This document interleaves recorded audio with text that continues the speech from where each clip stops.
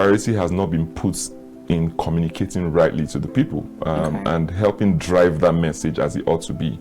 So I'll give you an instance, like look back to a couple of years ago, the current administration had put forth the Change Begins With Me campaign, which I think is a fantastic idea, a very great idea. But and we had so many jingles at the time. Yes, but at that time, so you see, it's communicating to the people or communicating generally, it's a long-term plan.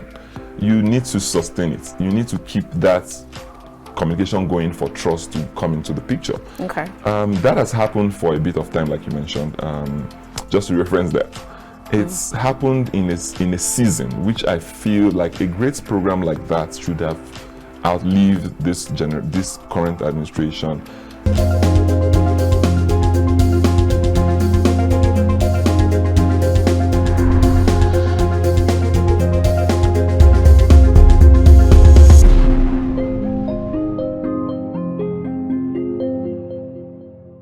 In the words of Denise Morrison, an American business executive who served as president and chief executive officer of Campbell's Soup Company from 2011 through 2018, named the 21st most powerful woman in business by Fortune magazine in 2011, she once said, "The single most important ingredient in the recipe for success is transparency, because transparency builds trust." Okay, let's take our second quote, and this one is from William Henry Gates III, an American business magnate and philanthropist. He once said, "Connectivity enables transparency for better government, education, and health." All right, absolutely spot on. Our next one is from Fuad Alakbarov. He is an Azerbaijan Scottish political commentator, human rights activist, and photographer. He once said, "Every country needs its whistleblowers. They are crucial to a healthy society. The employee who, in the public interest, has the independence of judgment and personal courage to challenge malpractice or illegality is a kind of public hero." Okay. All right, now let's see how all of this quotes relate to what we will be discussing tonight. Very warm greetings and welcome to The Conversation. We're reaching you from KAFTAN's television studio here in the nation's capital, Abuja. I am Annabel Orji. Now, transparency is the practice of being open and honest with people and with others, no matter how challenging it might be. For both professional and personal relationships to thrive, you need to eliminate the stigma that comes with being straightforward. Encourage transparency means being straightforward and leading by example. Now, on the other hand, when individuals are accountable, they understand and accept the consequences of their actions for the areas in which they assume responsibility. That said, my guest on the show today is Odey. He is the country director for Accountability Lab Nigeria. His work focuses on social justice, youth development, and governance. We'll kickstart this conversation after this timeout. Please stay.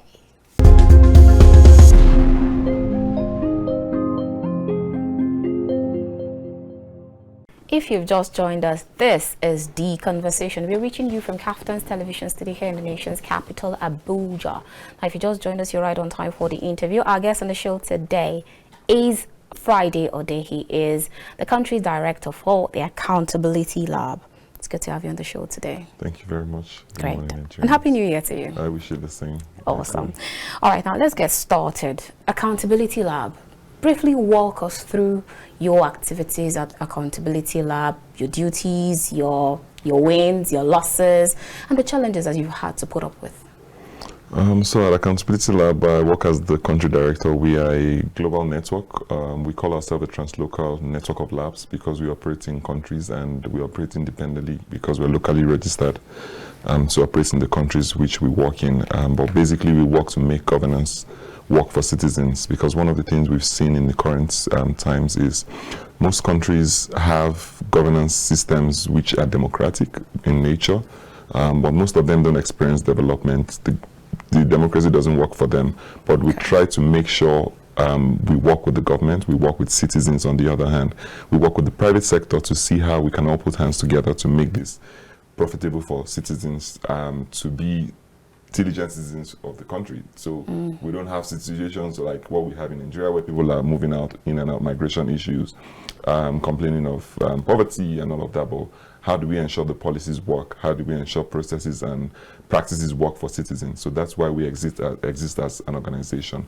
Our activities are designed across what we call accountability lab campaigns, basically to see how we can shift norms and change behaviors of people, because we find this as a very big component of systems change. When you talk of people, is it private, public, or? Both. Okay. Yeah, so both private and public. So we find this as a big component of changing systems, because in systems like Nigeria, we've lost value as a country. So we try to build that value system between government, citizens, to help them understand how they can contribute positively to a system by behaving right. The way we do this is what we call the Integrity Icon Project, to name and fame honest public officials. So we have volunteers who go out there to nominate, find people who are doing the right things across different public service ministries, department, agencies across the 36 states of Nigeria, including the FCT. So far, we've done that for over 5 years. And at the end of this program, we find 5 exciting, outstanding public servants who we are able to support in building change which they want to see in their ministries, departments, and agencies, in offices they work across Nigeria, and also bringing them to a network where they can support each other and linking them to the anti-corruption agencies, who in turn will also provide that support they need. So do you recycle them, or every year you get new people? No, so we keep adding them to the new network, just to expand. So the idea for us is to build a bigger network where Nigerians will understand, like I mentioned earlier, we've lost value as a country. So we want people to still believe like there's hope in these people doing the right thing, because you find out in most, take for instance, permit me to mention the National Immigration Service. I don't know why that comes to mind, but you know, people try to get passports, which I know they've improved on their system, but previously you have to go through, it's not a seamless process, it's quite tough to get passports and all of that. I witnessed. Okay, I can get it. So, you know, we try to make this part of what we do is around service delivery, and people that are actually ensuring you and I have the dividends of democracy or development, as the case may be. So that's what we do around the Integrity Icon Project, to support public officials who are doing the right thing, to name and fame them. On the other side of our Accountability Lab campaigns, we have what we call Voice to Rep. Basically, it's a short form of Voice to Represent. We want people's voice to count, people's voice to represent the people they are. For the communities they represent, we want their voices to count in decision-making processes. So we support young music artists across Nigeria as well. First-time artists, you don't have to have the voice to sing. But the point is, have your voice heard out there. So and you don't have to be famous. You don't have to be famous. So we need you to come out there to say things that concerns you around accountability, equality, participation in governance processes or democracy, as the case may be. Like I mentioned earlier, people have lost value. We've also lost hope in the country and trust. So how do we begin to rebuild that with people who have a bigger audience? Because we know most music artists have their own audience which they can influence by their voice and their songs. So we use true music to empower them in the line of governance, in the line of accountability, in the line of participation, to educate them and how they can also educate their own peers to keep that ripple effect in creating that awareness. So by that, we believe we're able to change norms, change behaviors, and also influence norms. We've seen that in past where we worked with Chocolatity and Task, that's MI, to see how they can create this ripple effect for us and also educate these young ones. We also have another component of our work which deals with Accountability Lab knowledge. Knowledge is about building skills we need for government officials, for young people as well. I'm not sure the statistics now, but we've seen in recent times where young people don't have the required skills even when they are able to get a job. So how do we begin to empower them with those kind of skills they need, not just for jobs, but also influencing their society, for ideas they have in their society? So we bring in 10 young change makers, as we call them, for our Accountability Incubator program. These change makers are people who have, as small as the idea may be, in their communities, if it's across health, education, water, poverty, agriculture, and all of that. We try to see how we can build those skills and build their ideas to also influence their community or to create the change they want to see in their community. It can be just one little idea that can change the whole community that we seek. So we try to provide that support they need at Accountability Lab over a year-long period for this project called Accountability Incubator, mainly to support 10 young change makers. Across that as well, we have what we call the Integrity Innovation Lab. Integrity Innovation Lab is largely and solely built for public servants. So it's also an offshoot of our Integrity Icon project, which we bring young civil servants into a network where they're able to build ideas on integrity. We know the lack of accountability has become a problem in public service. We know service delivery issues has become a problem as well. And all these problems we identify, we bring them together and say, you guys are the solution. We have that idea. We have support in terms of funding from international organizations to make this better for them. But we believe they are the ones that will lead this and drive the change. So we're able to provide that support in terms of how to bring them in together into a room, bring these ideas, how can we facilitate, how can we push this to the government. We've worked with the Bureau of Public Service Reforms to share some of these ideas in terms of how can we change some of these policies. Like in recent times, last year we worked largely around the code of conduct. Over 70% of public servants nationwide don't even know there's a code of conduct. Even though they know there's a code of conduct in place, they've not seen the document. They don't know what the document contains. So we're trying to amplify that work with the government to see how these documents can also facilitate the integrity building or integrity movement in government offices. The last component of our work looks at Accountability Lab communities, more around the communities we work in. How do we influence processes, practices, and policies? So most especially in the extractive communities where we drill oil, mining.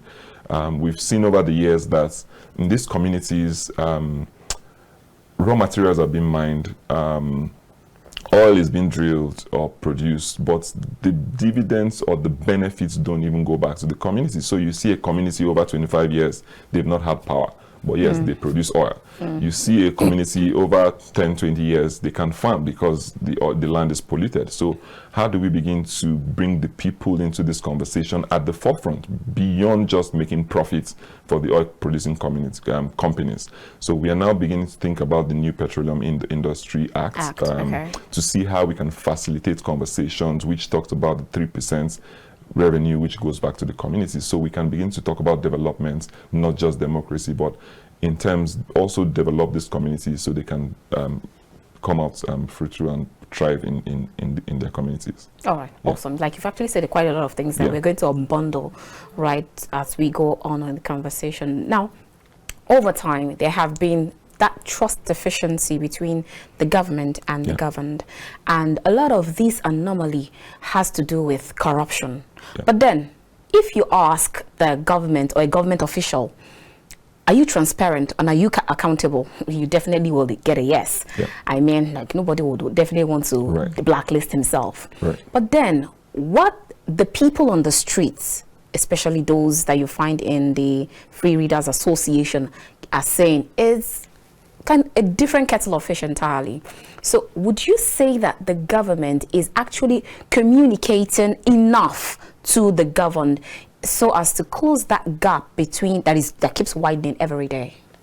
Well, good question. I was just thinking in my head, it's a new year and we need to do things in a new way. Like everybody comes with a new Year's resolution, but honestly, I think the government is not communicating enough, and we need to do more going forward. We hope with the 2023 elections, we have change, not just change in government, but change in ways of doing things. If you look back at the government communicating to the governed, there are provisions, there are platforms which this needs to happen. If take, for instance, the Ministry of Communication, which holds the broad mandates to do this. There's the NBC, there is National Orientation Agency, and all of those agencies in place to do this. But I think the priority has not been put in communicating rightly to the people and helping drive that message as it ought to be. So I'll give you an instance, like look back to a couple of years ago, the current administration had put forth the Change Begins With Me campaign, which I think is a fantastic idea, a very great idea. But and we had so many jingles at the time. Yes, but at that time, so you see, it's communicating to the people or communicating generally, it's a long-term plan. You need to sustain it. You need to keep that communication going for trust to come into the picture. Okay. That has happened for a bit of time, like you mentioned. Just to reference that, it's happened in a season, which I feel like a great program like that should have outlived this current administration. The change needs to begin with us. How we need to do things, how to push that conversation, how those jingles should continue and ring in our head. So one of the things I keep making reference to every other time is the national pledge and the national anthem. If you see what has happened with us while growing up was every day on the national on the assembly, right in school, you have to recite that. So it's stuck with us. That is this is beyond a public official going for an interview or an exam to recite that. No, this is what lives in us as a citizen or a patriotic citizen of Nigeria. So how do we begin to make that kind of communication that sinks within the young people who are growing up to understand like there's value in Nigeria? Otherwise, I find it difficult that people still don't understand the value in that. Not to talk about Change Begins With Me, which just lived for like probably 6-7 months, I guess. So communication for me with the government needs to happen more. It needs to happen more and more and more. You can't overemphasize this with the government, but we are here to support this campaign. We are here to support initiatives like this to ensure value is brought back into the Nigerian system and people understand what this means for being a patriotic citizen. Otherwise, I think we've lost that value and we can't rebuild trust if we don't keep these conversations going. And I think what you wanted to say is the labor of our heroes past shall never be in vain. Do you actually think that with all of this that is going on, at least we're just celebrating, commemorating Armed Forces Remembrance Day? So the kind of democracy that we're seeing now, is it the kind of democracy that our past heroes actually fought to get? I don't think this is it, because we have, the word is, we have taken another direction. There was a Nigeria and there's a Nigeria now. So there are two different things. So you find out it has its up and down. So if you look back to what we had previously is the military regime, those heroes past had a direction for Nigeria, but we now have a society which is democratic. We have democratic rule, we have civilian rule and all of that, which means we need to be steered in another direction. But the Nigeria we have now is a Nigeria where people are not accountable. Government officials are not accountable. If you start asking questions as a civil society organization or an activist, you are tagged to become an opposition. Which is supposed to be so. But the point is, we need to demand accountability. We need to request information from the government, like the Freedom of Information Act provides. So all of these things needs to happen. But what we have in this current term is, once you bring this to the table, it becomes that you're fighting the government, but which is not supposed to be the issue. But how do we begin to reevaluate this kind of conversation to understand that the labors of our heroes past, understand that we need to build a Nigeria that all of us belong to and participate in, not a Nigeria for the few or the Nigeria for the majority or minority who rule us. So we need to begin to reevaluate this kind of conversations. Like Chinua Achebe said, there was a country. Yeah. So now, but then, if you have public officers who are supposed to know better, and then they siphon public funds into private purses, but they never get punished appropriately. Sometimes they are even prosecuted, but then later they are released on bail at almost the same amount that they even siphoned. While some get convicted, some get tried, and then later they get pardoned and even have the gumption to come right at our faces to contest for public offices again. Where does the fight to curb corruption then stand? It's a very tough question. One of the things that I want to encourage Nigerians as well is to join the fight against corruption. This is why we do the work we do, basically. We're here to support the government. Every other time we're here to support the government. Tomorrow we're here to support the government. Whatever in the future, we're here. But the point remains that we need to strengthen the anti-corruption agency. I like the fact that you mentioned that public servants steal funds, and it feels like nothing is being done about it. I know we have moved on from a 1960 to a 2023, which we are currently in, and things are gradually changing. But we need to understand the value of building accountability lies in the people. One of the things I mentioned earlier on is about changing behaviors and shifting, influencing norms. For a public official to do what he or she does, sometimes we believe this is insane. Like, you don't just do that. But there's also that loophole for it to happen. So people enjoy the fact that this happens and we make quick money. We make all that fast money. But what systems are there to curb these things? There are systems there, but nobody's paying attention. Take, for instance, I mentioned the code of conduct. Public servants don't even know, most public servants don't even know about the code of conduct. We have the anti-corruption agencies who are supposed to empower or prevent these things to happen. But you see these things happen and you wonder if this is the Nigeria we want, or what we need to do. But for me, I think it's important to see that we're hiring independent anti-corruption fighters to lead the anti-corruption agencies, not people who are biased, basically. So if maybe you look who are at, tied to the apron strings of the executives. So sometimes you find out some of the anti-corruption agencies can't make decisions without consulting with the presidency, which I feel should be an independent organization. Yes, it's a value system you have been created with a mandate to operate to prevent corruption. So do the job. You don't need to go that connection sometimes is what affects. So you find those political will is there, but the political influence is more. The political influence is always there at every point. So you find, like you mentioned, somebody steals, is almost paying back. You should go to jail. Like, simple. We need to also strengthen our justice systems to also fight these things. But you find out there is the political influence which appears almost in every process. So for us to fight that, we need to strengthen the governance process more. And one of the key things I keep saying, like, we need to draw a clear line between governance and politics. We always bring these things together and mesh them up, and it becomes a mess. But how do we begin to pull them out? So political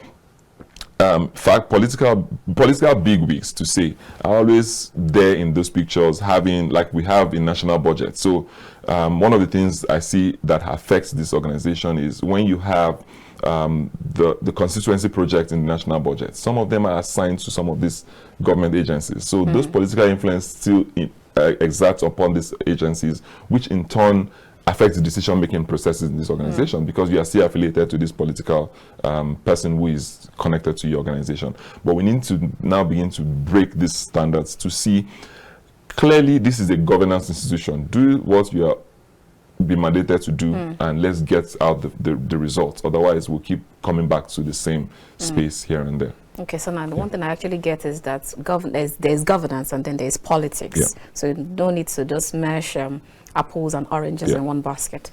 All right, now still talking about corruption. Now we know that corruption has been deeply institutionalized, even from families. If you keep public funds for your children's children, then that automatically sends a signal to those children that it is okay to do the same thing or even worse. Yeah. So how can we actually get it right from the family level? So with our Integrity Icon project and social norms projects generally, and changing behaviors, everything begins with the family.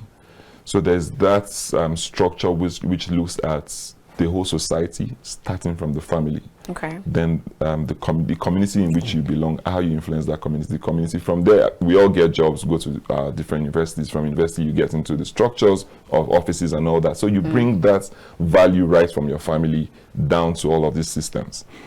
For me, I think we need to begin to rethink how to catch them young.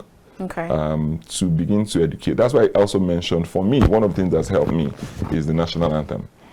It has helped me a lot, or the national pledge, to say which of them that works.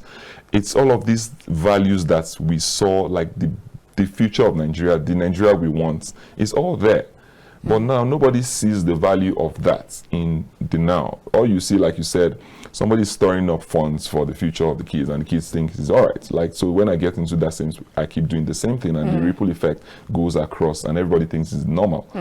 This brings me back to the conversation, which I find very interesting, about changing behaviors and social norms. It's amazing to see, like, doing these things are okay. It's just become a norm, so we take it like, let's continue doing it. Then when you question it, it becomes a you and me argument, and you are trying to sit in this part of the world, and is this normal? Like, the abnormal has become normal. But we need to begin to redesign those things right from the school, the curriculum redevelopment. Recently, one of our partners, Step Up, I think they also work with the National Assembly, I think the lower chamber, to design, to see that anti-corruption studies is now being taught in primary schools and secondary schools, which I think is a big win for us for a start. So people need to begin to understand these things and how we can begin to rebuild it. And one of the things I mentioned earlier on was around working not just with public, but also with the private sector. So if you look at the private sector, just recently we saw what has been happening with the new Naira notes and the old ones, and people bringing money from where. Like, how do you even get those money in the first place? So you see, systems and structures have already been put in place for all these abnormalities to happen, but we need to begin to change that, which I think why a couple of people believe the CBN policy might not be right, but I think it's in the right direction for us to begin to think about cashless policies, basically to see, if you look at, well, we didn't grow up in these countries, but we see the Western world, everywhere corruption happens, but it depends on the level. But Nigeria happens like wild blown, it just happens, and people think it's normal. I traveled one of those times, and at the airport I was supposed to pay for an extra luggage. And the guy said to me, I had cash. He said, I'm not going to take cash from you, that I have to use my card.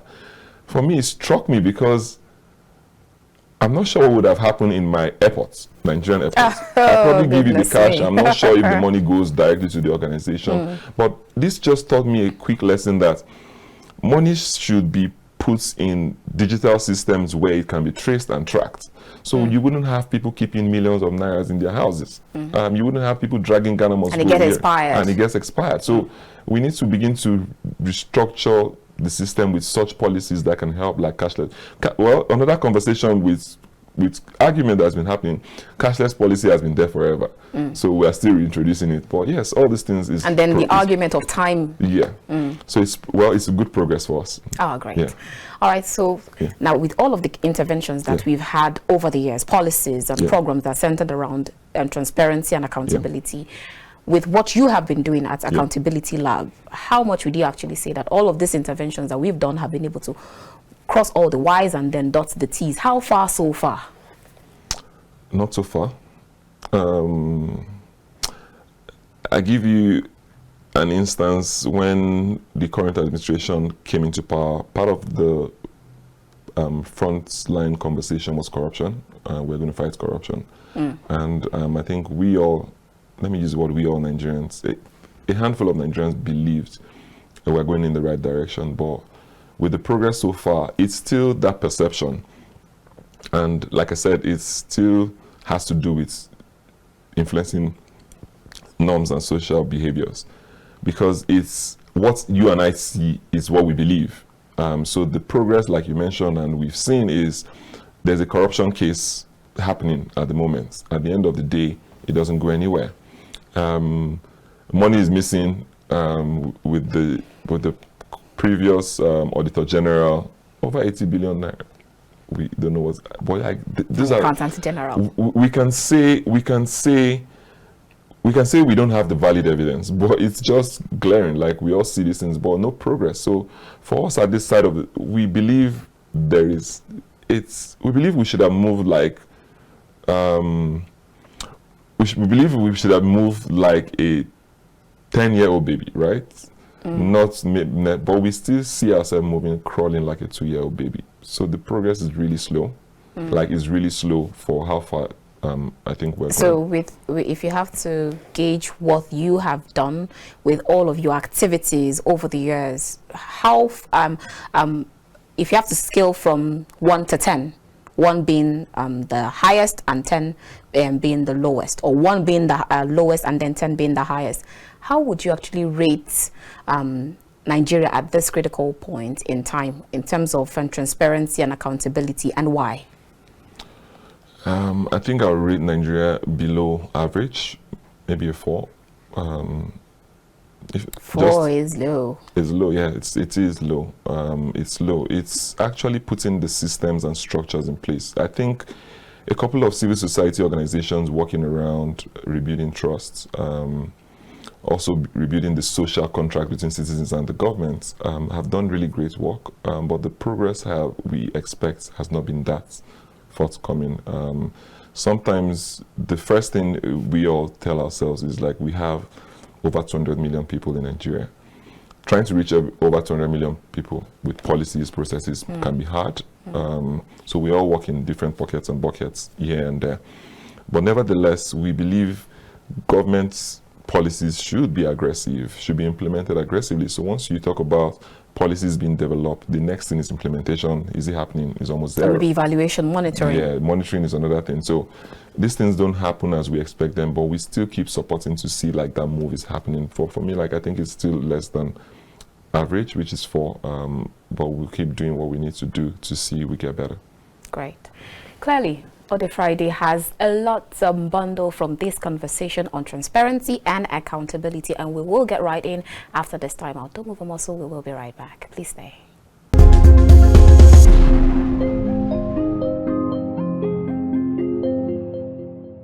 I'm trying to see a situation where we have Nigerians who would decide to reject the bag of rice, the wrappers, the Maggi that they will definitely throw out to them, and then say to them right to their faces, I will not mortgage my rights and my responsibility for a meal of porridge. So I'd like you to talk to Nigerians in that regard.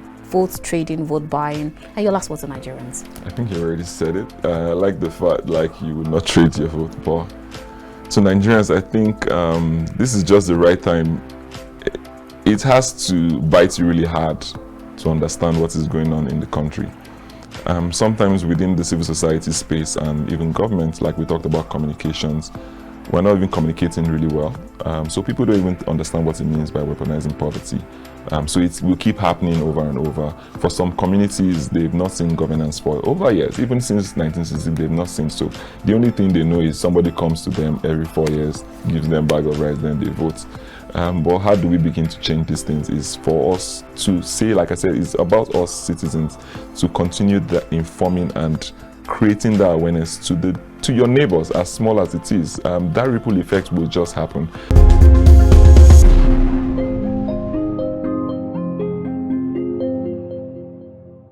Welcome back. If you just joined us, this is The Conversation.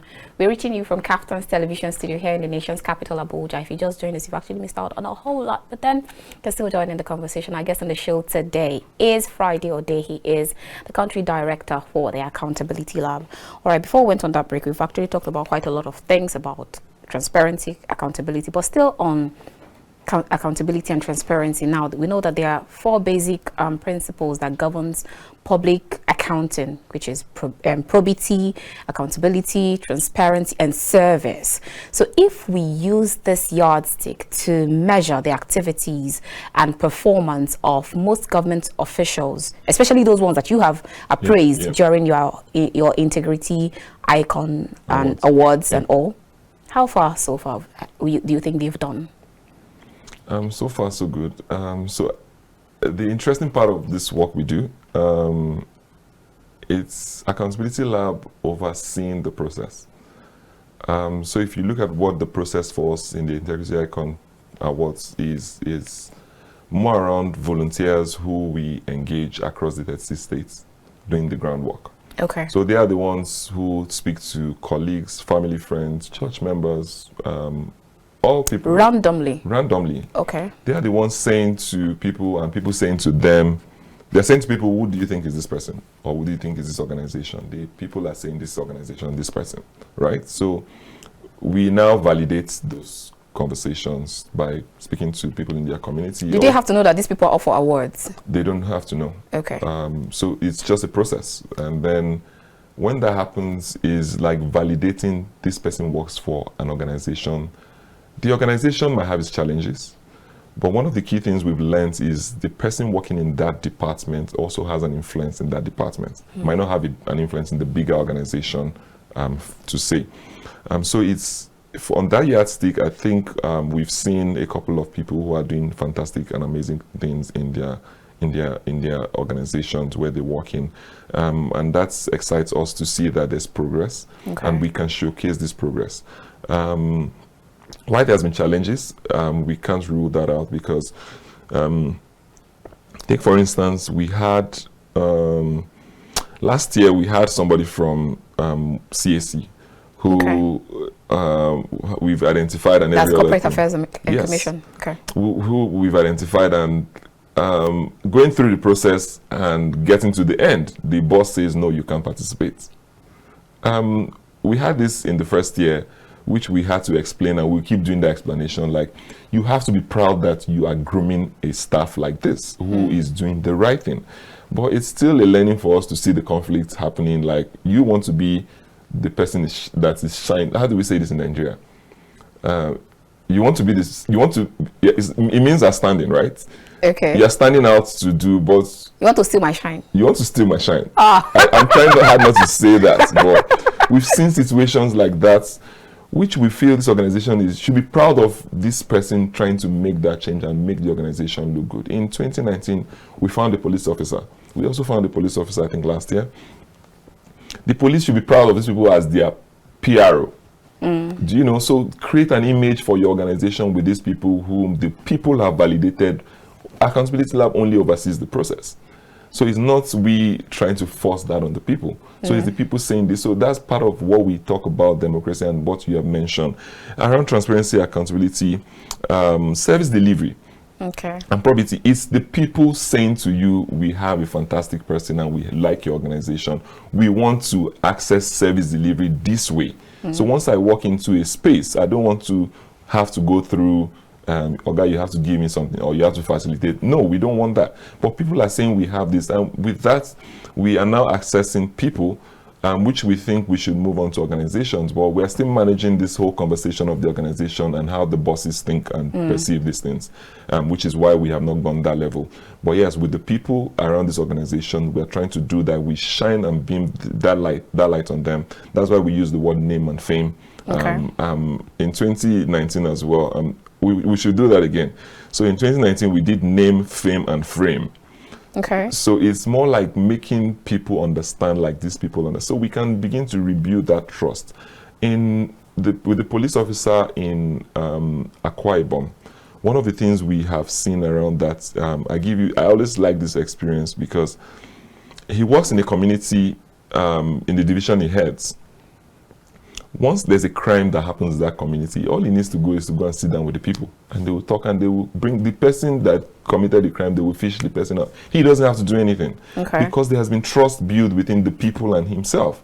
So going out there is like, we have a responsible person we can deal with and we can trust. So anytime there's a problem, we just discuss, dialogue, and everything is sorted. But when you have it the other way, it's always friction here and there. Especially in Lagos, where you have this friction between the police and the people. People need to understand these things, how transparency and accountability and quality service delivery actually improves the whole system. We don't have to keep doing it the hard way. We don't have to keep doing it the way people think is right. It's normal. We have another thing we've also learned through this program is, in as much as we have come from a military rule, we still have that thing of militarization in public service. So you feel like, if I walk into a public office, I should be, no, you are there to serve me. It's service. It's service. Like, we need to understand what service means to the people. This is what we want for in Nigeria. Okay, so now before we leave this part of the topic, now I'd like to ask you, two questions, and I'd like you to unbundle them in one breath.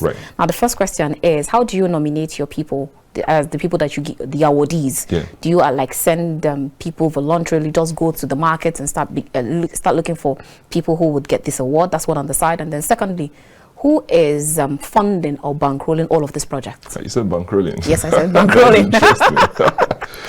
Let me start with that. I think we have amazing partners. We don't like using the word bankrolling or funders, fine, but we're partners. It's about seeing a just society. It's about building stronger society. It's about connecting the dots. It's about making governance work for all of us.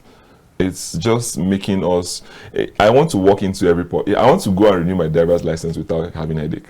I want to drive through a police checkpoint without having any problems. It's just let's do our service delivery basically. Okay. But yeah, we have MacArthur Foundation who supports us. We have Luminate, also our partners. We have the Ford Foundation, who are also our partners, and we have the United Nations Development Program also as our partners. We don't call them bankrollers, please. We just partner with them to ensure we do the work we do to make Nigeria a better place for all of us. But secondly, the question you asked about nominations. So the process for Integrity Icon, the first key thing we do is to, I don't like the word hire. We just fish out for people who are like-minded, who wants a better Nigeria like ourselves. So you want to serve, you want to get something out of this, you want to build value in your system.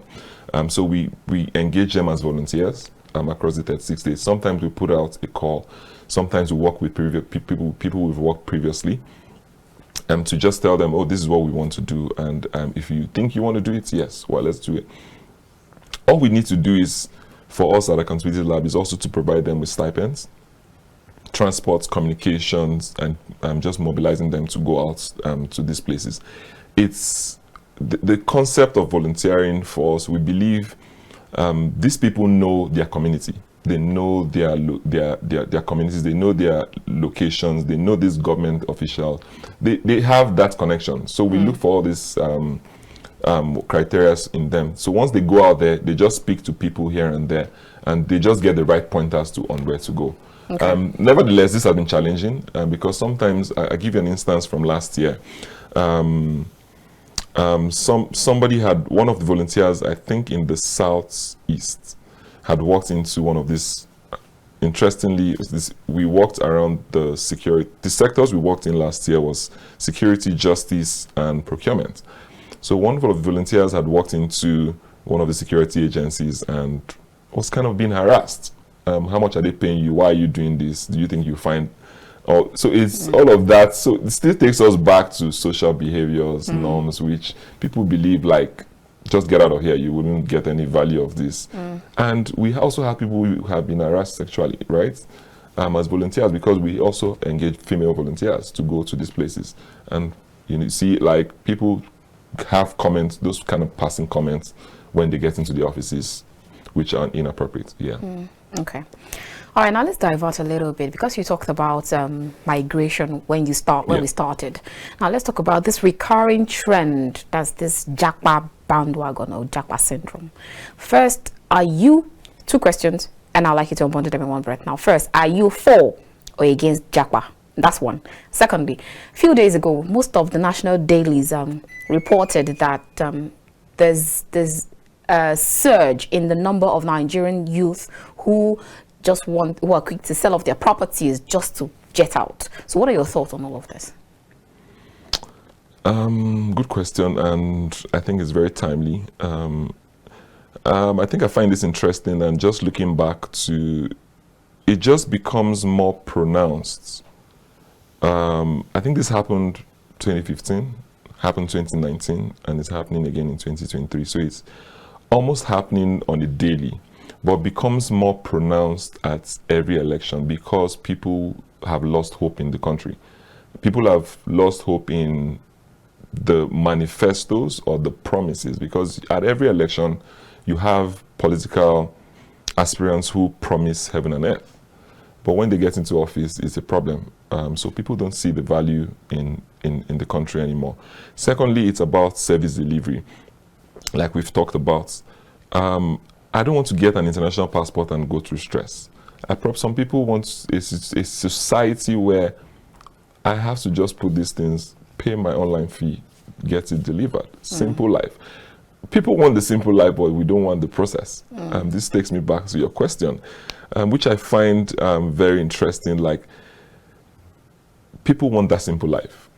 If we can't get it here in Nigeria, let's get it somewhere. So the jackpot is just there for people. And for me, this is what I believe about that quality of life which people can get in the society they live in, and how they're able to thrive as well.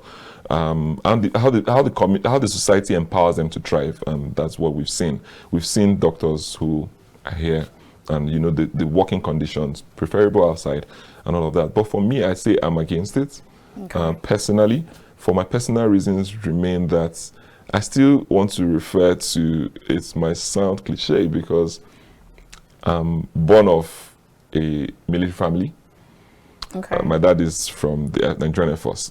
So part of it was the national pledge. You just have to, it's just like your Bible, right? So I see that process of the labors of our heroes past. We have to work it out. If you and I basically live, there's good life out there.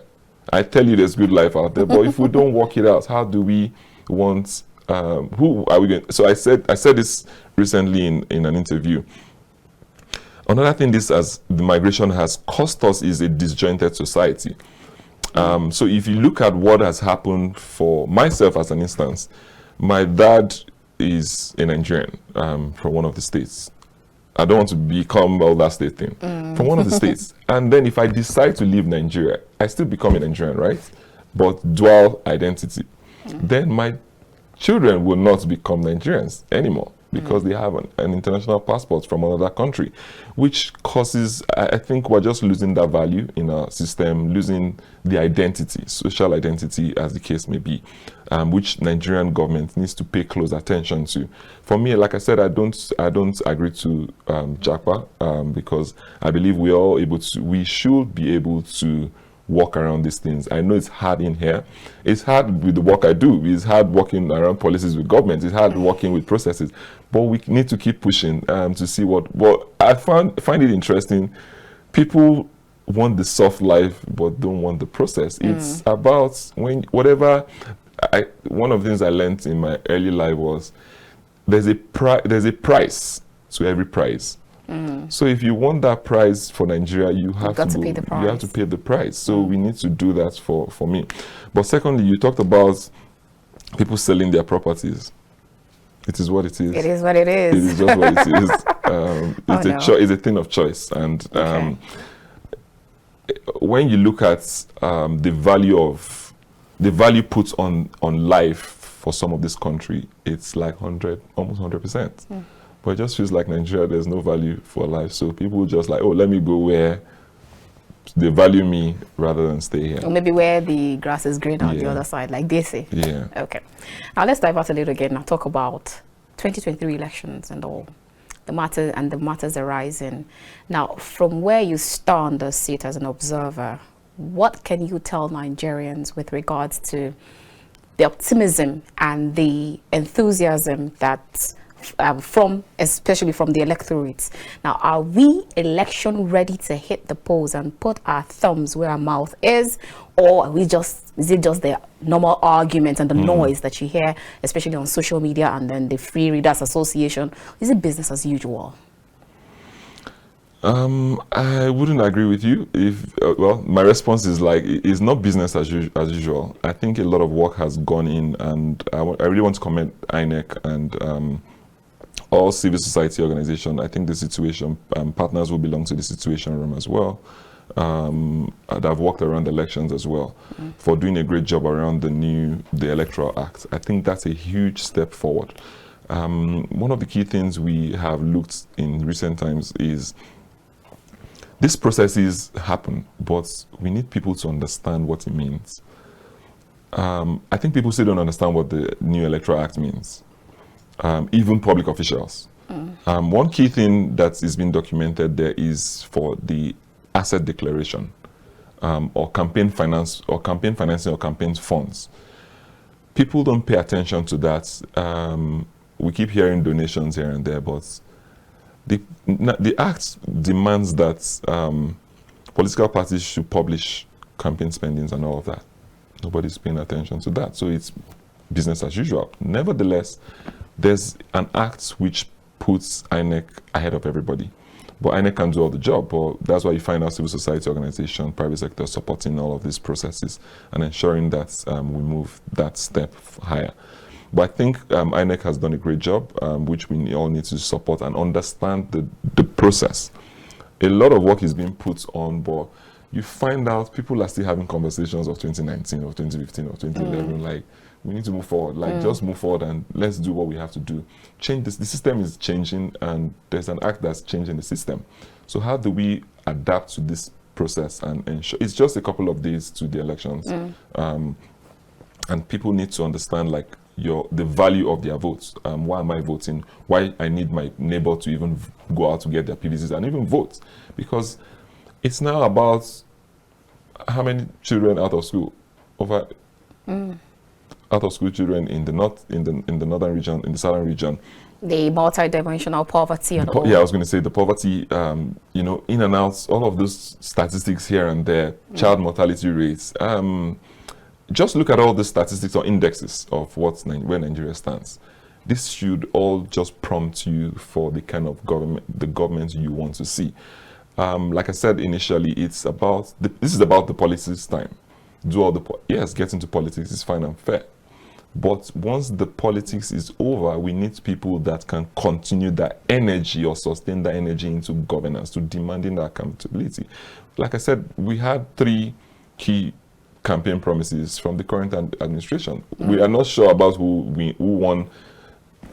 The person that won is who we are concerned about. If anybody that did not win is not a problem. But now the person who sits on that seat, either I support you, I don't support you, you said you were going to do ABCD. What is the progress? Then once I come back to you, now that's part of the transparency and accountability. Yes, it's just it's simple. For me, I call it simple arithmetic. It's not quarrel. We're not quarreling. Let's just have that conversation. But we're not a society that have conversations, that encourages conversations, that dialogue, that brings people to the forefront, more like inclusive governance. You need to hear what the people with disabilities are saying. You need to hear what the women are saying. We need to come to a society where a gender responsive society where things that affect women more than men is being prioritized. So those kind of conversation we need to have, not necessarily, forgive me to say, not necessarily building bridges. These bridges are good. These infrastructures are good, but the people's voices are what count. I used to work in the Northeast a couple of years ago, and one key study for me was greed and grievances.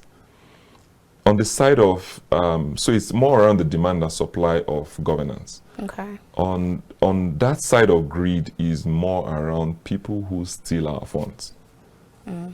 Because they are greedy. That's why somebody walks into the office and wants to acquire everything. But don't forget the people whose voices, who voted for you, who got you into office, who you are supposed to be serving. The grievance also happens to them. Okay. So they have to revolt because you are not even listening to them. You are stealing their funds. You are not even giving them what is due to them. So put those structures in place. That's where I see we need to have like an inclusive governance, a table where people's voices are heard, where decision making affects all of us, and our voices are included in those processes. All right. We don't want a governance which is by the minority leading the majority, but governance is of the people. The people are the majority. We need to put them in the forefront. So for me, that's what I think is happening at the moment. All right, so our time is fast spent. So let's see how we can just manage our time. Now, with regards to the candidates, the ballot, the presidential, the governorship, and the National Assembly candidates across board, and how transparent or how much integrity they have, and then with regards to PVC collections, with regards to INEC activities. Yes, I know you said INEC is doing very good. And then, of course, with regards to the menacing vote trading, either vote buying or vote selling, what is the Accountability Lab doing to educate the citizens in this regard? Because there's one thing to have voter education, and then the other thing is the political participation. So what kind of engagements do you have with the Nigerian people, and what kind of responses or feedback do you get? Just before I jump onto that question, yes, INEC is doing really great. I think one of the things I mentioned, I forgot to mention, is the political influences and powers that be are also making it difficult for them to operate. So you find out burning of offices and all that. But yeah, that's by the side. We also have organizations, civil society organizations, who are also working in that space to supporting INEC as well on electoral violence. But yes, on the side of the question for what Accountability Lab is doing for us is more around seeing how we can push on citizens' voices to amplify their voices. It is about, we believe democracy is about the people. So empowering the people and putting them in as a frontline burner is what concerns us and how we are able to encourage them. So currently we are running a campaign which supports young music artists to talk about these issues, to talk about what they want, to talk about these campaign promises, to talk about the manifestos, so people can get with their audience, they can inform their audience. We believe in the power of the ripple effect. So empowering these artists, they can also empower their audience, and the audience like that, and see why there's a need to vote. While we are excited about campaigns on collecting PVCs, but now it's about voting. People will still get PVCs and decide to stay in their houses, and maybe because of electoral violence and all of that. But yes, we have to push people to make them go out to vote. I think that is where we are at the moment. All right, great. Yeah.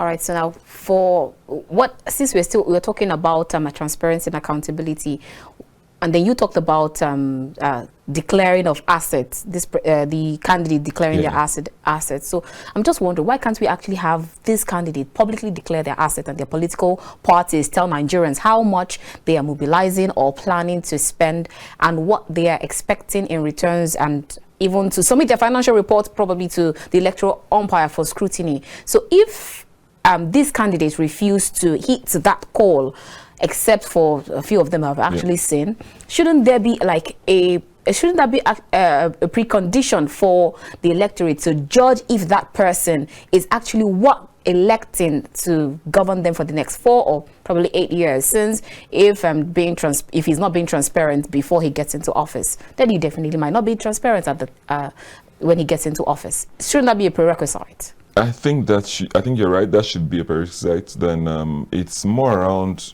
the mandate of INEC. I think while INEC is doing really great, they have a lot of work to do, probably understaffed, and in terms of capacity, they might not have.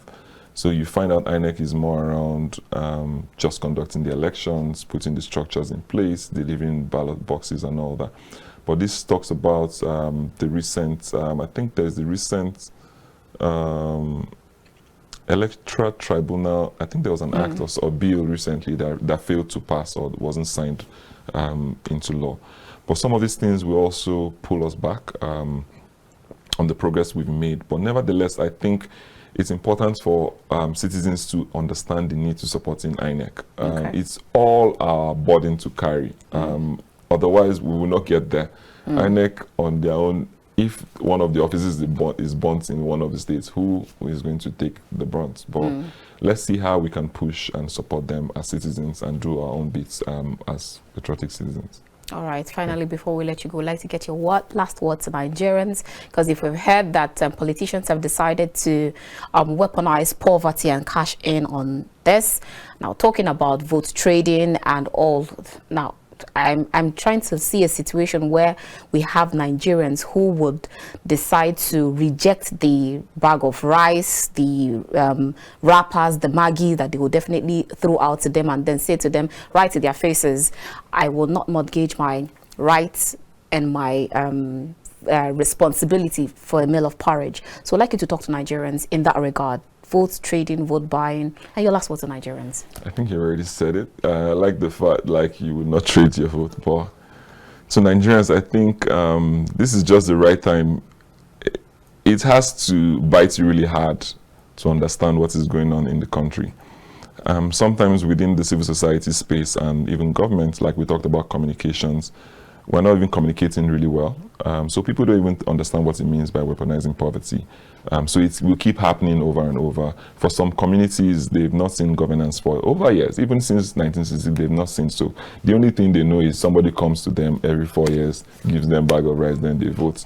But how do we begin to change these things? Is for us to say, like I said, it's about us citizens to continue the informing and creating that awareness to your neighbors, as small as it is. That ripple effect will just happen.